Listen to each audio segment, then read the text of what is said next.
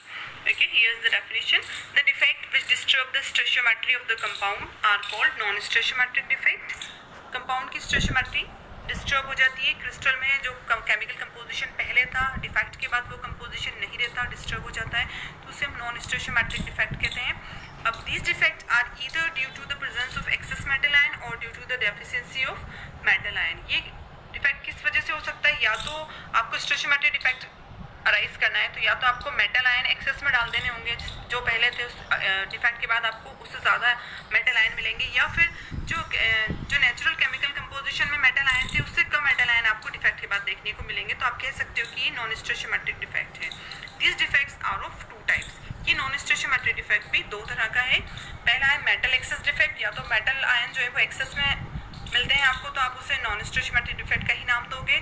और सेकंड होंगे हमारे मेटल डेफिशिएंसी, या फिर आपके मेटल आयन जो है वो कम आपको देखने को मिलेंगे after defect.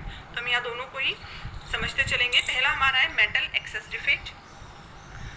This defect can arise by following two types. अब मेटल एक्सेस डिफेक्ट भी हम दो तरह से कर सकते हैं। आप सोचो मेटल एक्सेस यानी मेटल का अमाउंट आप क्रिस्टल में कैसे बढ़ाओगे, या तो आप उसमें केटायन जो कि मेटल को रिप्रेजेंट करते हैं, पॉजिटिव चार्ज ऑब्वियसली मेटल को रिप्रेजेंट करता है, या तो आप उस पॉजिटिव चार्ज का एक्स्ट्रा अमाउंट उसमें डाल दो क्रिस्टल में, या फिर आप क्या करो कि जो ऑलरेडी उसमें कैटायन और एनायन उनमें से एनायन की नंबर को आप मिस कर दो, एनायन वहाँ से निकाल दो, तो आपके ऑटोमेटिक आपके मेटल आयन या कैटायन जो है उनका अमाउंट एक्सेस में हो जाएगा। तो इस तरह दो ऑप्शन है आपके पास, आप दो तरह से मेटल एक्सेस कर सकते हो। तो हम दोनों को यहाँ पैरेलल देखते चलेंगे। Metal access defect, this defect can arise by following of two types. दो तरह से किया जा सकता है। फर्स्ट है when an anion is missing from its lattice side, या तो आप लैटिस साइड आप ऑलरेडी पढ़ चुके हो, लैटिस साइड यानी जो हमारे पॉइंट्स हैं, जो हमारे एटम्स हैं, वहाँ से एनायन मिस हो जाए, या फिर दूसरा है due to the presence of extra cation, या तो आपको लैटिस साइड पर या उनकी इंटरस्टिशियल वॉइड साइड पर आपको एक्स्ट्रा कैटायन यानी पॉजिटिव चार्ज देखने को मिले। तो दो तरह से हम करेंगे।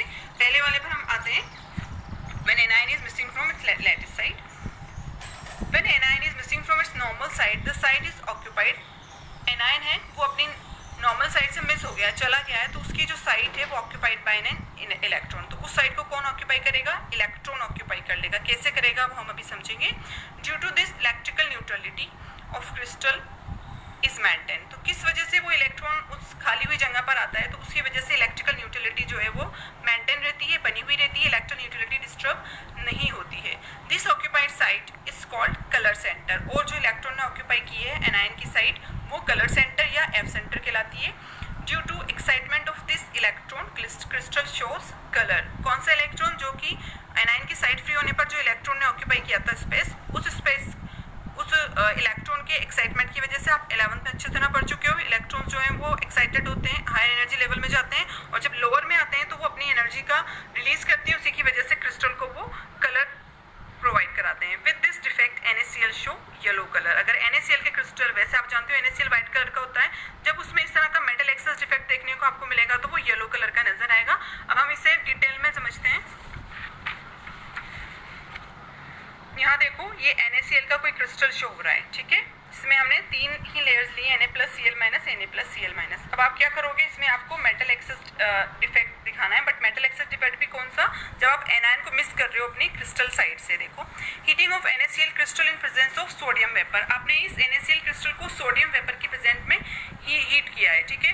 तो देखो जैसे ही सोडियम वेपर यहाँ से फ्लो होगी तो Na जो है वो सोडियम जो है वो अपना इलेक्ट्रॉन, ऑब्वियसली वो मेटल है तो अपना इलेक्ट्रॉन लूज करेगा और प्लस में कन्वर्ट हो जाएगा, ठीक है। अब यहाँ से देखो जैसे वो Na+ क्रिस्टल की सरफेस से, वो जो सोडियम वेपर है क्रिस्टल की सरफेस से गुजर रही है, तो वहाँ से जो नेगेटिवली चार्ज Cl- है तो वो अपनी स्पेस को लीव करके सरफेस पर आ जाएगा, ठीक है, क्रिस्टल के सरफेस पर आ जाएगा। क्लियर होती है चीज। Na+ फ्लो हो रहा है, ऊपर से जा रहा है, तो Cl- ऑब्वियसली अपोजिटली चार्ज है, तो अपनी स्पेस लीव करके क्रिस्टल के सरफेस पर आ जाएगा।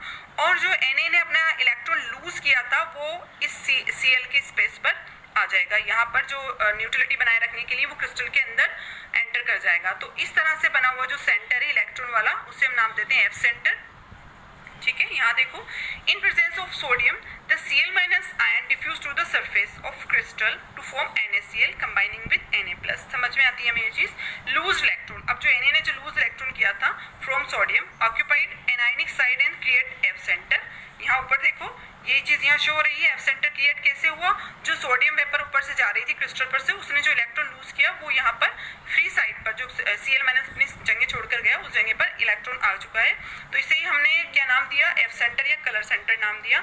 इसी एफ सेंटर की वजह से NaCl जो क्रिस्टल है, NaCl के क्रिस्टल हमें येलो नजर आते हैं, LiCl के क्रिस्टल हमें पिंक नजर आते हैं और KCl के क्रिस्टल हमें वॉयलेट नजर आते हैं। तो क्लियर होता है हमारा मेटल एक्सेस का when anion leave from the anionic site. अब दूसरा हम यहीं पर डिस्कस कर लेते हैं। हमने देखा था मेटल एक्सेस हम दो तरह से कर सकते हैं। पहला हमने देख लिया जब एनायन को हमने मिस किया अपनी जगह से। दूसरा हम देखेंगे due to presence of extra cation, अगर एक्स्ट्रा कैटायन प्रेजेंस है तो उसकी वजह से कैसे मेटल एक्सेस डिफेक्ट होगा। हम जिंक ऑक्साइड क्रिस्टल का एग्जांपल लेने वाले हैं। On heating zinc oxide it loses oxygen and turn yellow. यहाँ देखो जिंक ऑक्साइड है, व्हाइट कलर का होता है, इसको आपने हीट किया तो जिंक और ऑक्साइड के बीच में क्रिस्टल था ये जिंक ऑक्साइड का, तो जिंक और ऑक्सीजन के बीच में जो बॉन्ड बना हुआ था वो बॉन्ड ब्रेक हुआ। जिंक ने अपने नेचर के अकॉर्डिंग अपने 2 इलेक्ट्रॉन लूज किए, Zn+2 क्रिएट किया और ऑक्सीजन जो है वो गैस की फॉर्म में इवापोरेट हो गई। क्लियर होती है चीज। जिंक ऑक्साइड को गर्म करने पर ये हमारा प्रोसेस हुआ। अब देखो द एक्सेस Zn+2 आयन जो जिंक ऑक्साइड में, अब जो Zn+2 की अमाउंट एक्सेस में हो गई, ऑब्वियसली ऑक्सीजन तो लूज हो गया, चला गया, Zn+2 का अमाउंट एक्सेस में हो गया, तो the excess Zn+2 ion move to the interstitial side. अब वो वापस से क्रिस्टल में जाएगा, जो इंटरस्टिशियल साइड्स हैं, जो वॉइड्स हैं, जो छोटी सी जगह हैं, उनके अंदर वो जाकर फिट हो जाएगा interstitial site and the electrons move to neighbouring interstitial site to maintain electrical neutrality. ये जो Zn+2 साइड है वापस क्रिस्टल में आएगा और जो इंटरस्टिशियल स्पेस है, क्योंकि इसका साइज छोटा होता है तो वो छोटे से स्पेस में फिट हो जाएगा और इसके साथ जो इसके लूज इलेक्ट्रॉन्स थे वो उसकी नेबरिंग इंटरस्टिशियल साइड में फिट हो जाएंगे ताकि जो हमारा क्रिस्टल है उसकी न्यूट्रलिटी मेंटेन रहे। यहाँ देखो, ये देखो जिंक ऑक्साइड का क्रिस्टल नजर आ रहा है आपको, ठीक है, Zn+2 O-2 Zn+2 O-2। यहाँ हमने गर्म किया, वही चीज प्रोसेस हुई, हमारी ऑक्सीजन जो है वो लूज हो गई, जिंक जो है +2 और 2 इलेक्ट्रॉन की फॉर्म में हमें यहाँ पर नजर आ रहा है। अब फिर से वापस से ये जिंक जो है क्रिस्टल में एंटर करेगा, इंटरस्टिशियल साइड ऑक्यूपाई किया उसने Zn+2 ने, और जो इसके साथ वाले 2 इलेक्ट्रॉन थे वो इसकी नेबरिंग साइड्स पर आकर इस तरह से फिट हो गए ताकि क्रिस्टल की न्यूट्रलिटी मेंटेन रहे। Okay, this free electron impart colour to the crystal. Obviously same anionic site वाले डिफेक्ट की तरह यहाँ भी ये जो फ्री इलेक्ट्रॉन आपको नजर आ रहे हैं ये भी कलर इम्पार्ट करेंगे, क्रिस्टल को कलर प्रोवाइड करेंगे। This defect generally shown by the crystal which are showing Frenkel defect, और जनरली वही इस डिफेक्ट को शो करते हैं, एक्स्ट्रा कैटायन वाले डिफेक्ट को वही शो करते हैं जो फ्रेंकल डिफेक्ट शो कर रहे थे, जिसमें हमने जिंक ऑक्साइड का एग्जांपल देखा था। ओके, क्लियर होता है यहाँ पर हमारा metal access defect. Now we will turn to the second type of non-stoichiometric defect which is metal deficiency defect. अब यहाँ पर आपको मेटल की डेफिशिएंसी करनी है, मेटल को कम करना है। This defect is shown by metal which can show variable valences. ये चीज़ इंपॉर्टेंट है, ये मेटल डेफिशिएंसी यानी मेटल डिफेक्ट के बाद मेटल की कमी हो जाए तो वो कौन से क्रिस्टल शो करते हैं, वो वाले क्रिस्टल शो करते हैं जो कि उन मेटल से बने हुए हैं जो वेरिएबल वैलेंसेस शो करती हैं। और आप जानते हो जनरली जो हमारे ट्रांजिशनल एलिमेंट्स होते हैं, जो डी ब्लॉक के एलिमेंट है, वो वेरिएबल वैलेंसेस शो करते हैं, एक ही एलिमेंट एक से ज़्यादा वैलेंसी शो करता है। जैसे फेरस के केस में आप देख सकते हो Fe+2 Fe+3 शो करता है, ठीक है। यहाँ देखो एग्जाम्पल भी हमने देखे, ट्रांजिशन मेटल्स हैं, उनमें भी कौन से फेरस है, कोबाल्ट है, निकल है और भी बहुत से क्रिस्टल्स हैं। हम यहाँ पर फेरस ऑक्साइड का क्रिस्टल का एग्जाम्पल लेंगे और देखेंगे किस तरह मेटल की डेफिशिएंसी होती है। यहाँ देखो फेरस ऑक्साइड Fe+2 O-2 +2 -2 इस तरह से एक क्रिस्टल बना हुआ है, बट मेटल डेफिशिएंसी शो करनी है तो हमने मान लो एक क्रिस्टल लैटिस पॉइंट से हमने एक Fe+2 बाहर लूज कर दिया, ठीक है, वो किसी तरह से मेटल डेफिशिएंसी हमारे क्रिस्टल में अराइज हो गई। तो देखो अब होगा क्या, इस डेफिशिएंसी को कंप्लीट करने के लिए यहाँ देखो इसी क्रिस्टल में जो 2 Fe+2 थे, जो लैटिस पॉइंट पर जो दूसरे Fe+2 होंगे वो क्या करेंगे, अपनी वैलेंसी को वेरिएबल शो करेंगे ताकि ओवरऑल न्यूट्रलिटी मेंटेन रहे। Fe+3 में कन्वर्ट होंगे, कैसे होंगे यहाँ देखो, ध्यान से देखो, यहाँ देखते हैं हम।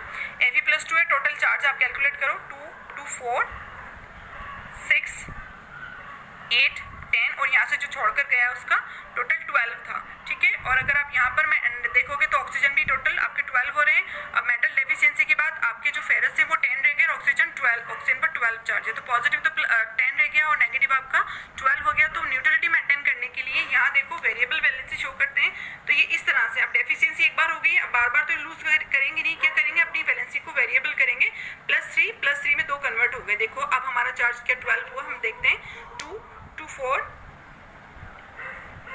6, 3 9 एंड 3 12। तो इस तरह टोटल ऑक्सीजन की ही तरह ऑक्सीजन पर जो -12 चार्ज था, फेरस पर भी +12 चार्ज हो गया। तो इस तरह ओवरऑल हमारी न्यूट्रलिटी मेंटेन रही। यहाँ हम डिटेल से देखते हैं। A metal ion is missing from its lattice site and to maintain electrical neutrality some of the metal ions increase their valency, thus changing the stoichiometry of crystal। तो इस तरह crystal की stoichiometry चेंज हो जाती है। After metal deficiency defect the formula for ferrous oxide will be Fe 0.95O, यानी कि ferrous के कुछ एक एटम जो डेफिशिएंट होकर बाहर चले गए, क्रिस्टल को डेफिशिएंट कर दिया। तो ऑक्सीजन की तो हमारा जो नंबर था वो मेंटेन ना, फेरस का नंबर जो है वो थोड़ा कम हो गया, जिससे हम 0.95। तो इस तरह से फेरस ऑक्साइड का फॉर्मूला आफ्टर मेटल डेफिशिएंसी इस तरह से हमें शो होगा। तो ये तो थे हमारे नॉन स्टोइचियोमेट्रिक डिफेक्ट। अब हमारा एक टाइप और बच रहा है डिफेक्ट का, जिसे हम अपने नेक्स्ट वीडियो में डिस्कस करेंगे। Thank you.